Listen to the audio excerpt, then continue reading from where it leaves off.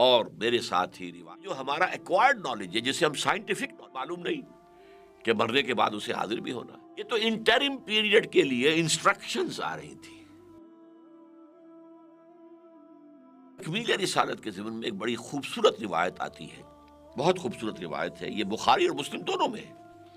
گویا کہ صحیحین میں ہونے کا مطلب یہ ہے کہ یہ روایت کے اعتبار سے تو خود قرآن کے آس پاس پہنچ جانے والی چیز ہے۔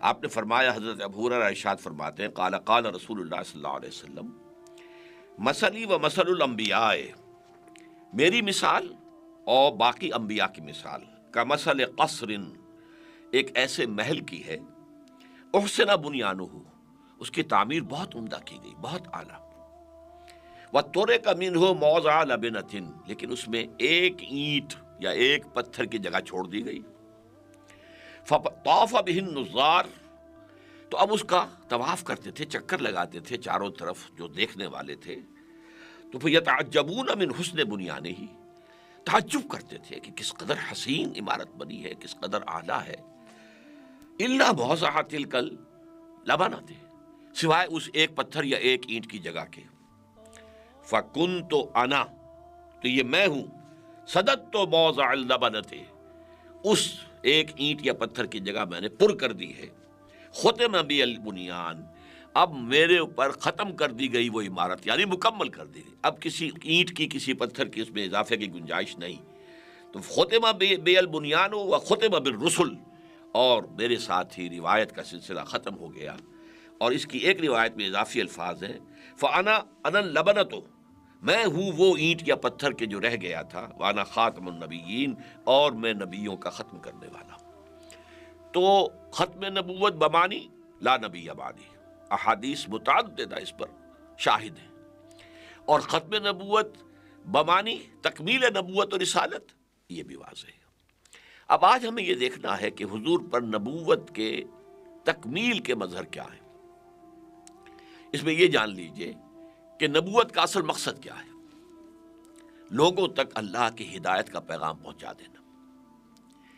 چنانچہ سورہ بقرہ شروع ہوتی ہے، اس لیے ہم کہہ سکتے ہیں کہ قرآن شروع ہوتا ہے، اس لیے کہ سورۃ الفاتحہ یقیناً قرآن کا حصہ ہے، لیکن اس کا جو ربط ہے بقیہ قرآن کے ساتھ وہ ایسے جیسے دیباچہ ہے، اس میں اللہ تعالیٰ بندوں کی زبان میں کلام کر رہا ہے۔ الحمدللہ رب العالمین الرحمن الرحیم مالک یوم الدین ایاک نعبد و ایاک نستعین، یہ تو ہم بات کر رہے ہیں، اسی لیے ہماری نماز کا جزو لازم ہے، اور پھر ہم کہتے ہیں اہدنا الصراط المستقیم، ہمیں سیدھے راہ کی ہدایت دے۔ تو اس کا جواب شروع ہو رہا ہے اب، الف لام میم ذالک الکتاب لا ریب فیہ ھدی للمتقین، الف لام میم یہ وہ کتاب ہے کہ جس کے بارے میں نہ اس کے حق ہونے میں شک و شبہ ہے، نہ اس کی کسی بات میں کسی شک و شبے کی گنجائش ہے، اور یہ ہدایت ہے ان لوگوں کے لیے جو ہدایت کے طلبگار ہوں، جو خدا ترس ہوں، ڈرتے ہوں، اور وہ طلبگار ہوں کہ اللہ ان کو ہدایت دے، جیسے کہ سورہ فاتحہ میں ہم نے طلب کیا، اہدنا الصراط المستقیم۔ پھر آگے چل کر اسی سورہ مبارکہ میں چوتھے رکوع میں انسانی علم کی دو شاخوں کو بیان کیا گیا، ایک علم جو انسان ایکوائر کرے گا، وہ خود حاصل کرے گا، یہ علم جو ہے اس کے لیے ایپریٹس جو ہے انسان میں رکھ دیا گیا، وَلَا تَقْفُ مَا لَيْسَ لَكَ بِهِ عِلْمٌ إِنَّ السَّمْعَ وَالْبَصَرَ وَالْفُؤَادَ كُلُّ أُولَٰئِكَ كَانَ عَنْهُ مَسْئُولًا، دیکھو ہم نے تمہیں سماعت دی ہے، بصارت دی ہے، اور پھر دماغ میں یہ کمپیوٹر نصب کر دیا ہے، یہ سینس ڈیٹا اس میں فیڈ کرو، یہ پھر اس کو پروسیس کرے گا، نتیجے نکالے گا، اور میموری کے اندر سٹور کر لے گا، پھر اور دیکھو اور غور کرو اور سنو، پیچھے لوگوں نے جو کچھ بیان کیا تھا اس کو سنو، اور اب مزید غور کرو، مزید سوچو، مزید دیکھو، مشاہدے کو بڑھاؤ، پھر اپنے مشاہدات سے نتیجہ اخذ کرے گا، تمہارا دماغ پچھلی میموری کے ساتھ اس کو جو ہے وہ کمپیئر کرے گا، ریلیٹ کرے گا، اور پھر ایک نیا اضافہ ہو جائے گا۔ یہ علم کا میکینزم علم آدم الاسماء کلھا، در حقیقت یہ الفاظ اس علم کی طرف اشارہ کر رہے ہیں۔ چنانچہ جو ہمارا ایکوائرڈ نالج ہے، جسے ہم سائنٹیفک نالج کہیں گے، مادی علم، وہ اسی سمع اور بصر اور دماغ، اس کی ایکسرسائز سے حاصل ہوا ہے۔ یہ رفتہ رفتہ رفتہ رفتہ بڑھا ہے، step by step, step by step, step by step, یہاں تک کہ پچھلے کوئی 150 سال کے اندر اس کا ایکسپلوژن ہوا ہے، ایکسپلوژن آف نالج، علم کا دھماکہ ہوا ہے۔ اب اتنا علم ہے کہ کسی انسان کے لیے ممکن ہی نہیں کہ وہ احاطہ کر سکے، ممکن ہی نہیں۔ یہاں تک کہ اس علم کی بنیاد پر جو ٹیکنالوجی وجود میں آئی ہے، ٹیکنالوجی، اس کے بارے میں علامہ اقبال کا یہ شعر بالکل صحیح ہے کہ عروج آدم خاکی سے انجم سہمے جاتے ہیں کہ یہ ٹوٹا ہوا تارا مہ کامل نہ بن جائے۔ یہ ایک علم ہے۔ دوسرا علم اسی سورہ بقرہ کے چوتھے رکوع کے آخر میں آیا، جب آدم کو کہا اتر جاؤ اب جنت سے اور جا کے زمین کا چارج لو جہاں کی خلافت کے لیے تمہیں پیدا کیا گیا۔ تو اس وقت جو چارٹر دیا گیا، اما یاتینکم منی ہدن، جب جب میرے طرف سے تمہارے پاس کوئی ہدایت آئے، فمن تبع ہدایا فلا خوف علیہم ولا هم یحزنون، تو جو بھی اس ہدایت کی پیروی کریں گے ان پر نہ خوف ہوگا نہ حزن۔ والذین کفروا وکذبوا بآیاتنا، اور جو ہماری آیات کو جھٹلائیں گے اور ان کا انکار کریں گے تو وہ جہنمی ہوں گے اور جہنم میں رہیں گے۔ فاولئک اصحاب النار هم فیہا خالدون۔ اچھا، سورہ بقرہ کے شروع میں ھدی للمتقین کہا گیا تھا، اور وہ صحیح ہے۔ ہدایت سے استفادہ وہی کر سکتا ہے کہ جس کے دل میں طلب ہدایت ہو، لیکن اپنی جگہ قرآن پوری نوع انسانی کے لیے ہدایت ہے۔ یہ بات اسی سورہ بقرہ میں کہی گئی 23ویں رکوع میں، شہر رمضان الذی انزل فیہ القرآن ھدی للناس وبینات من الھدی والفرقان۔ یہ جو رمضان مبارک کا مہینہ ہے، یہ وہ ہے جس میں کہ قرآن نازل کیا گیا، جو تمام انسانوں کے لیے ہدایت ہے۔ نہ صرف جس وقت نازل کیا گیا اس وقت تک کہ تمام عالم کے انسانوں کے لیے ہدایت تھا، بلکہ آئندہ قیامت تک آنے والے تمام انسانوں کے لیے یہ ہدایت ہے۔ تو یہ ہدایت ہے، یہ اس کی تکمیل ہو گئی ہے۔ یہی وجہ ہے کہ اس کے بعد حضور کی شان مبارکہ میں جو 3 مرتبہ الفاظ آئے ہیں، اور یہ میری گفتگو میں بار بار آئیں گے، سورہ توبہ کی آیت نمبر 33، سورہ فتح کی آیت نمبر 28، سورہ صف کی آیت نمبر 9، هو الذی ارسل رسولہ بالہدی ودین الحق لیظہرہ علی الدین کلہ۔ وہی ہے اللہ جس نے بھیجا اپنے رسول کو، یعنی محمد کو صلی اللہ علیہ وسلم، فدا ہو آباؤنا و امہاتنا، 2 چیزیں دے کر، Al-Huda, the guidance, the total guidance, the eternal guidance, the complete guidance, Al-Huda. اب یہاں الف لام لگ گیا ہے، اب یہ اس میں معرفہ بن گیا ہے، بالہدا و دین الحق، اور دین حق دے کر بھیجا ہے تاکہ غالب کریں لیظہرہ علی الدین کلہ، وہ دین حق، وہ سچا نظام، وہ ذات حق سبحانہ و تعالی کی اطاعت پر مبنی نظام جو عادلانہ ہے، تاکہ اس کو غالب کریں، قائم کریں، نافذ کریں، رائج کریں۔ اب یہاں وہ الہدا بن گیا ہے۔ یوں سمجھیے کہ جیسے سائنٹیفک نالج کا ارتقاء ہوا ہے، ایسے ہی ہدایت میں بھی ارتقاء ہوا ہے۔ یہ بہت سے لوگوں کے سامنے یہ چیزیں نہیں ہیں۔ اس وقت آپ کے سامنے جو میں گفتگو کر رہا ہوں اور انشاءاللہ مزید کروں گا، اس میں اصل میں آپ سمجھ لیجئے کہ سیرت النبی نہیں بلکہ فلسفہ سیرت بیان ہو رہا ہے۔ سیرت النبی تو آپ کتابوں میں پڑھ سکتے ہیں، لیکن یہ چیزیں جو ہیں بہت سی ایسی آپ کو ملیں گی کہ جن کی طرف عام طور پر ابھی ذہن گیا ہی نہیں۔ دیکھیے، ہدایت میں ارتقاء ہوا ہے، اس اعتبار سے نہیں کہ اللہ کے علم میں ارتقاء ہوا، معاذ اللہ ثم معاذ اللہ ثم معاذ اللہ کا علم تو ازل سے کامل ہے، ہمیشہ سے کامل تھا، لیکن جسے ہدایت دی جا رہی ہے اس کا ایک بچپنے کا دور تھا، ذہنی اعتبار سے ابھی وہ لڑکپن میں تھا، بچپن میں تھا، اس کے بعد وہ کچھ اور آگے بڑھا ہے، اس کا ذہن کا کچھ دائرہ وسیع ہوا ہے، پھر وہ اور آگے بڑھا ہے، اس کی سوچ ذرا اور آگے ہوئی ہے۔ جب انسان میچور ہو گیا ذہناً اور وہ اس قابل ہو گیا کہ جو اس کائنات کے حقائق ہیں، چھپے ہوئے حقائق، کونی حقائق، ان کا پورا ادراک کر سکے، تب آخری ہدایت دی گئی۔ یہ بالکل ایسے ہی ہے جیسے آپ کا کوئی بچہ پرائمری میں پڑھتا ہے، آپ چاہے ٹیوٹر اس کو پی ایچ ڈی رکھ دیں، وہ پی ایچ ڈی اپنے علم کا وہ فائدہ اس بچے کو تو نہیں پہنچا سکتا۔ وہ پڑھائے گا تو وہی الف باتا سے شروع کر کے جو پرائمری کے بچے کے اندر جو استعداد ہے، ابھی دماغ اس کا وہی ہے، اس سے زیادہ تو نہیں پڑھا سکتا۔ پھر ہائی اسکول میں جاتے ہیں تو پھر اور دماغ کھلتا ہے، سطح اور اوپر آتی ہے، اور اس کے بعد آپ آج کل جسے میٹرک کا امتحان کہتے ہیں، پچھلے زمانے میں اسے کہتے تھے انٹرنس ایگزامینیشن، انٹرنس داخلہ۔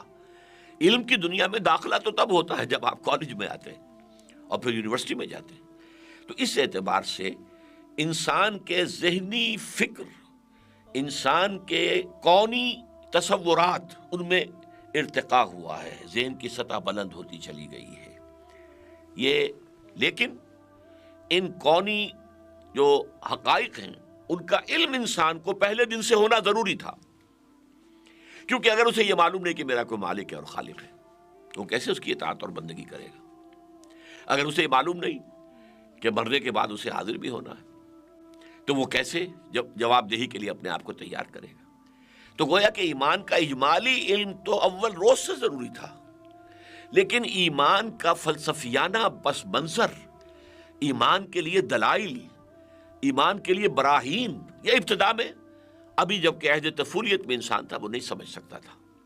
لہذا ہدایت آئی، پھر آئی، پھر آئی، پھر آئی، پھر آئی. جیسے جیسے فلسفیانہ فکر انسان کا میچور ہوتا گیا، اسی کے ساتھ اسی کے مطابق ہدایت کا لیول بڑھا دیا گیا.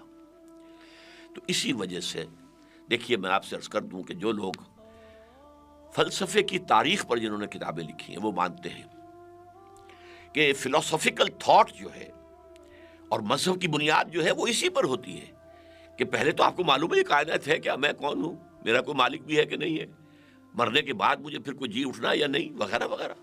علم کیا ہے، حقیقت کیا ہے علم کی، نیکی کیا ہے، بدی کیا ہے، یہ حقیقی چیزیں ہیں یا صرف اعتباری ہیں؟ جیسے انگریزی میں محاورہ ہے nothing is good or bad, only thinking makes it سو.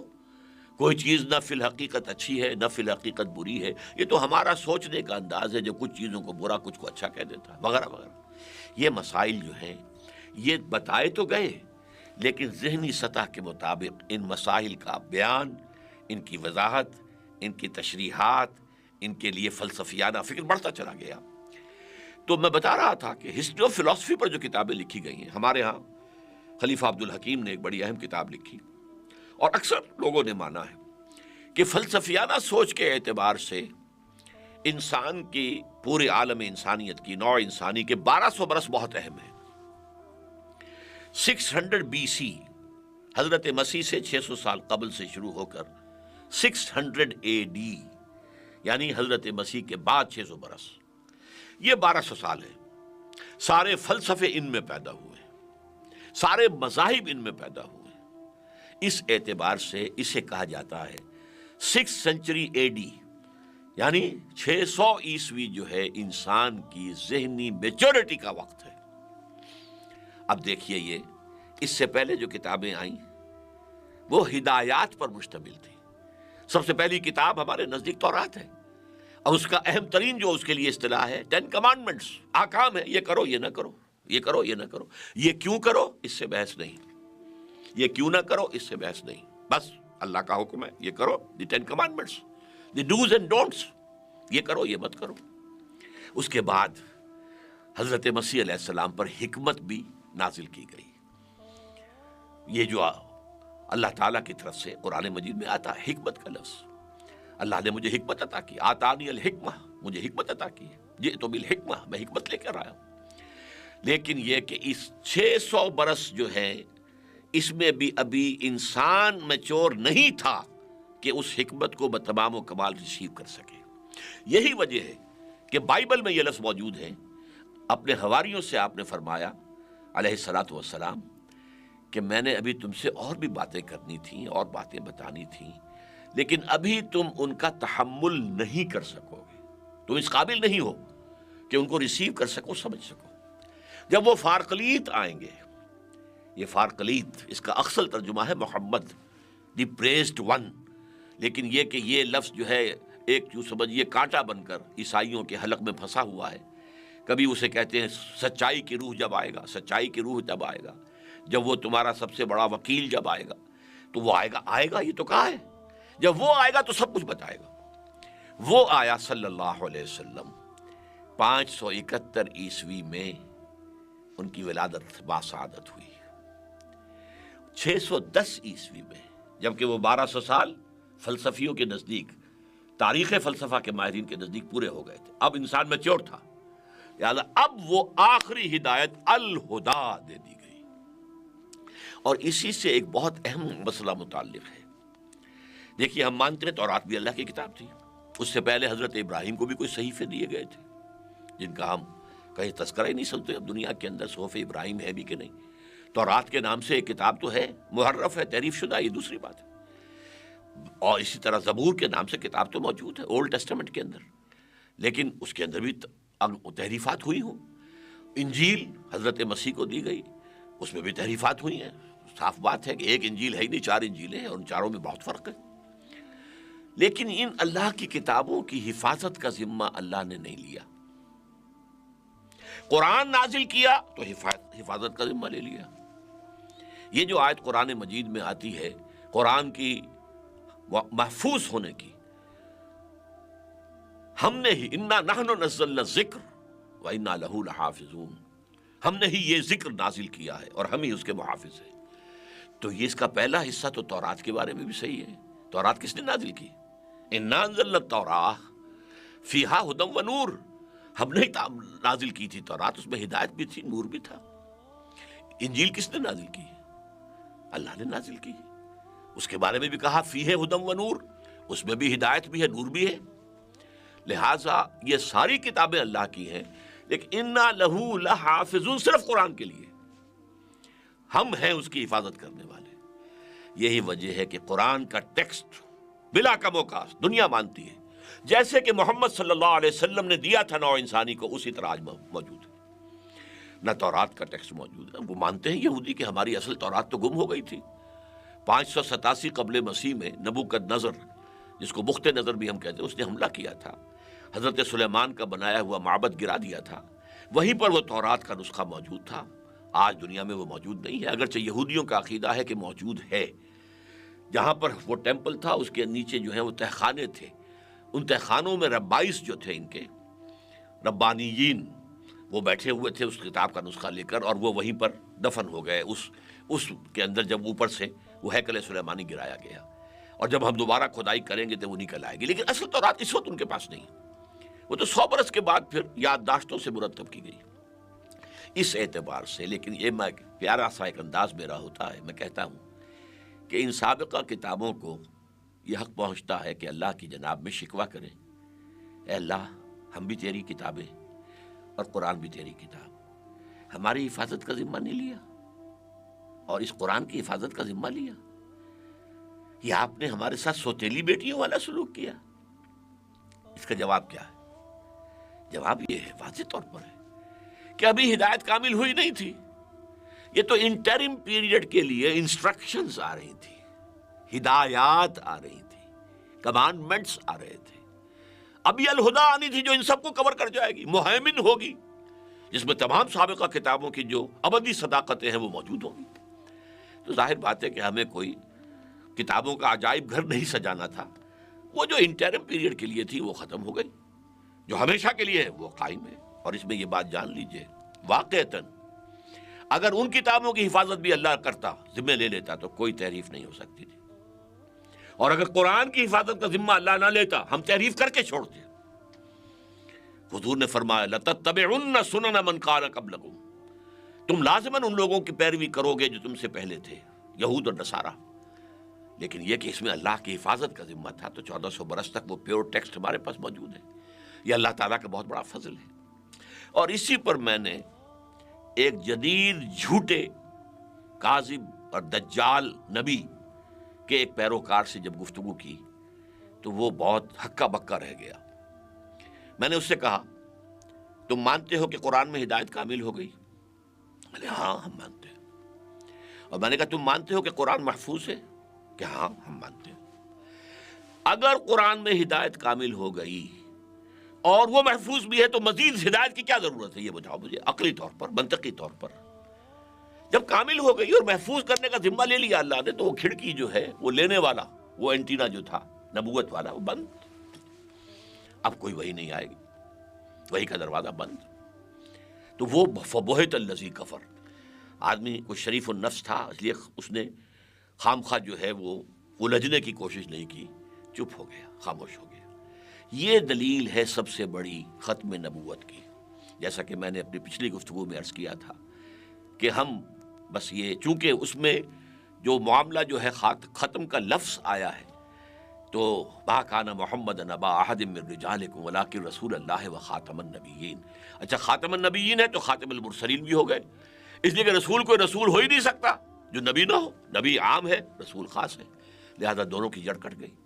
تو یہ در حقیقت تکمیل ہدایت اور تکمیل نعمت ہدایت، واللہ متم نورہ ولو کرہ الکافرون ویاب اللہ الا ان یتم نورہ ولو کرہ الکافرون. اللہ تعالیٰ اپنے نور کا اتمام فرما کر رہے گا چاہے کافروں کو کتنا ناپسند ہو. اور کافروں سے مراد یہاں بالفعل جو ہے، اگر آپ قرآن کے سیاق و سباق کو دیکھیں تو یہودی ہیں. اسی طرح ویاب اللہ الا ان یتم نورہ ولو کرہ الکافرون، یہ سورہ توبہ میں فرمایا اللہ کو ہرگز منظور نہیں مگر یہ کہ اپنے نور کا اتمام فرمائے چاہے کفار کتنا ہی ناپسند کرے. تو یہ ہے تکمیل نبوت کا مظہر اول، یعنی اتمام نعمت ہدایت، تکمیل ہدایت محمد الرسول اللہ صلی اللہ علیہ وسلم پر بشکل قرآن. اللہ تعالی ہمیں قرآن پر حقیقی یقین عطا فرمائے. اور جیسے ہم دعائیں مانگتے ہیں اللہم ارحمنا بالقرآن العظیم واجعلہ لنا اماما و نورا و ہدی و رحمہ. اے اللہ اسے ہمارا امام بنا دے، نور بنا دے، ہدایت بنا دے، ہمارا امام بنا دے. لیکن یہ کہ یہ ظاہر بات ہے کہ ہم خود اختیار کریں گے تب وہ ہمارا امام بنے گا نا. اللہ مجھے اور آپ کو اس کی توفیق عطا فرمائے. وآخر دعوانا ان الحمد للہ رب العالمین.